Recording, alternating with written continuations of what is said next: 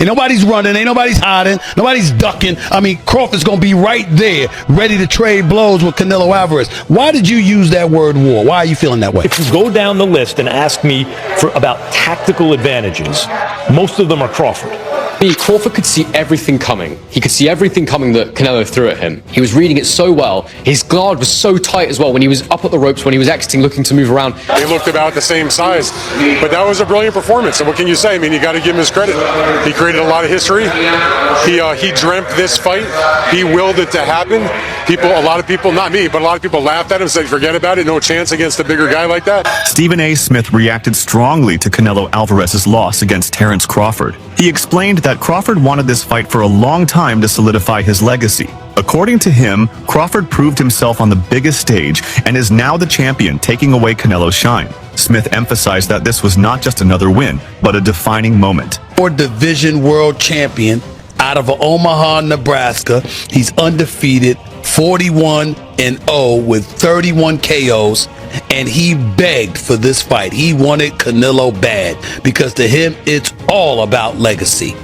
I'm not speculating. I'm telling you what I know. And how would I know?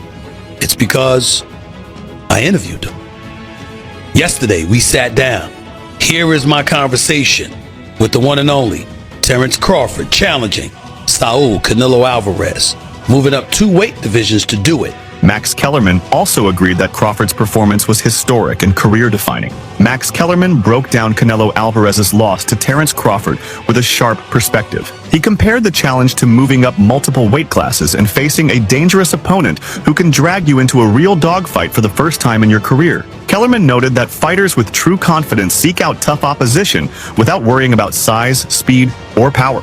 He highlighted how Crawford carried that fearless mindset, reminding everyone that for years, no fighter openly called out Bud. In his view, Crawford proved his place among the sport's most respected by embracing that challenge. Giving up or having to jump up 2 more weight classes and fight a guy who might put him in a dogfight, a real one, for the first time in his career. When we get put in that position, we go find opposition to make that happen. You understand me? So when we go looking for the opposition, we're not concerned about how big they are, how fast they are, how strong they are. We feel like we got enough that we can bring to the table with anybody. That night I fought John Reese, I didn't care who was over there. Whoever they brought out that locker room was going to get it. You understand me? That's just what it was. And I think Bud kind of has that feeling. Now, Bud, you got to remember, has been around for a long time. Nobody called him out.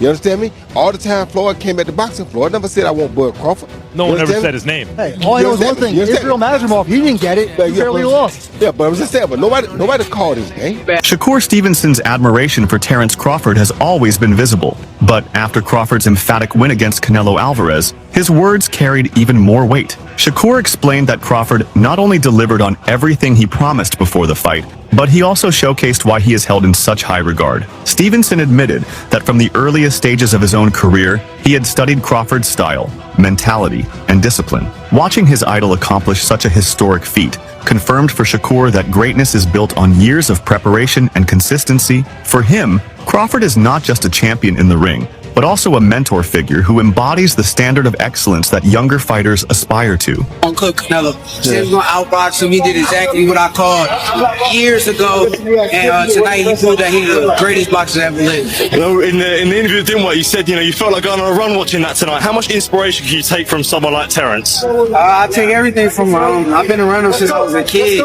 and just watching that greatness. Stephen A. Smith reflected on how determined Terence Crawford was leading into the Canelo fight. He explained that while some fighters might have requested that a superstar like Canelo come down to a more comfortable weight class, Crawford insisted on stepping into Canelo's territory at 168 pounds. For Crawford, the challenge was never about convenience. It was about legacy. Stephen reminded viewers that Canelo Alvarez is still one of the sport's most elite fighters, with a resume stacked with championships across multiple divisions. For Crawford to want exactly what Canelo held at this weight class and to pursue it without hesitation revealed his drive to claim greatness on the most difficult stage possible. Be 1-0, Molly, with 31 knockouts. He's taking on all comers. I asked him, you're moving up in weight. Why would you not try to get Canelo to come down from 168 to 160 to meet you halfway, since his last fight was at Crawford's last fight was at 154? Crawford said, I want what he has. I want to go take it. I don't want to make, I don't want him making concessions and alterations. I'm coming to take what he has.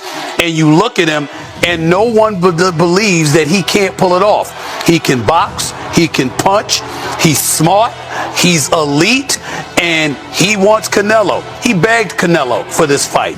Aid Oladipo highlighted the dramatic turnaround in public perception surrounding Terence Crawford. Before the fight, critics dismissed Crawford as too small, too old, and unfit to compete with a powerhouse like Canelo Alvarez at a higher weight. Yet after the fight, many of those same voices were quick to congratulate him for getting the doubt they had expressed earlier. Aid emphasized that Crawford deserved every ounce of praise because he achieved the win in the most difficult way possible. Moving up from smaller divisions and then challenging a dominant figure like Canelo was not a shortcut. It was a monumental risk. By beating Canelo decisively, Crawford proved he is not defined by size or age, but by skill and sheer determination. Crawford did it again a few hours ago against Canelo, and what makes it even special or more special for Crawford is that he did it jumping up, as we know, a couple of weight classes. He did it against one of an all-time or another fellow all-time great, and he did it against someone who was undisputed and still a pound-for-pound top 10 guy. That's what Crawford did, people. So, all those things people were saying in the lead up to this fight, Canelo's going to be too strong, Canelo's too experienced, Crawford's going to be 38, all that. You have to remember all of that when you give Crawford his flowers. Don't like, oh, well, Canelo looks old. No. I don't want to hear any of that. I've started to see a few people on Twitter start to kind of sort of find excuses already. No. Remember everything you said, because Crawford deserves all of that. All of that. Crawford was incredible. Honestly, in the pocket, he was at times showing Canelo, no, I'm stronger than you. I'm going to bully you. Oh, you think you're going to get me in the clinch because you're Mr. 168? No, look at the size of me. I'm jacked as well. I'm swole. And he was moving Canelo around. So by doing that, he got his respect. He didn't switch to orthodox once, stayed in the southpaw stance because he realized early, oh, Canelo don't like this. Canelo does not like this southpaw stance. Canelo's tripping over himself. I'm going to stay here. I'm not going to switch it. I know I like this work. I'm going to stay here. On the ropes, it's like, okay, come in, because when you come in, I've got that as well, and I can hurt you as well. Spinning off the ropes. His jab was fantastic. They put up the jab numbers. He was out jabbing Canelo like, it was almost like 10-1. Maybe even 20-1. It was fantastic, and when he needed to land those power shots, he was landing those power shots. It was an incredible performance.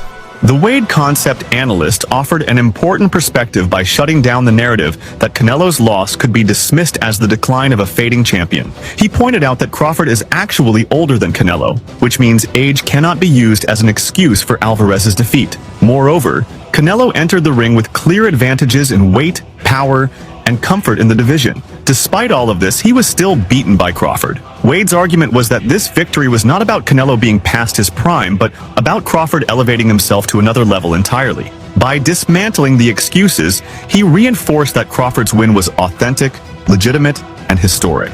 More tight, more fundamentally sound. While Canelo, even when he was able to get to range, which wasn't a lot, it wasn't often, he was having a hard time landing clean because everything was super wide and out here and to the body out there. And Crawford would either circle out to that same side, to Canelo's lead hand side. He would circle away because Canelo would step straight to Crawford and chase him and not necessarily cut him off. And even when he threw that hook, I was looking for the hook from Canelo right hand as he stepped through, right? Corral with the lead hand, bang the right hand because you're fighting a southpaw. So yeah, your jab may not be as effective in landing and managing distance and all those things, even though for Terence it kind of was. For Canelo, I was expecting a lot more of that right hand down the middle and over the top, and him jabbing his way, feint jab right hand, and then that lead hook that I thought he would be able to corral Crawford, because Crawford did want to move away from Canelo. He did. He wanted to move away from that power hand. Smart to do. Canelo never took that extra step to step outside of Crawford's lead foot. Again, that orthodox southpaw matchup. It's always going to be a battle of that lead foot. He never took that next step to get outside of that lead foot and then step through Crawford, step to his left where Crawford was going and land his right hand. He just felt like he was falling off to his right with his right hand, and once he fell off to his right after he threw the right hand, there was no follow-ups because he was off balance and Crawford was out the gate and circling back to reset the action. This was a masterful display from Terence Crawford. And again, I looked at this fight, and I don't want to do the thing where I said, oh, Canelo's washed, he's over the top, he's old. Terence Crawford's older than Canelo. Is he as weathered as far as fights are concerned? No. But you can only do one thing when talking about this fight, and that is give credit to Terence Crawford. If you want to say Canelo looked old, that's fine. That's on you. I'm not going to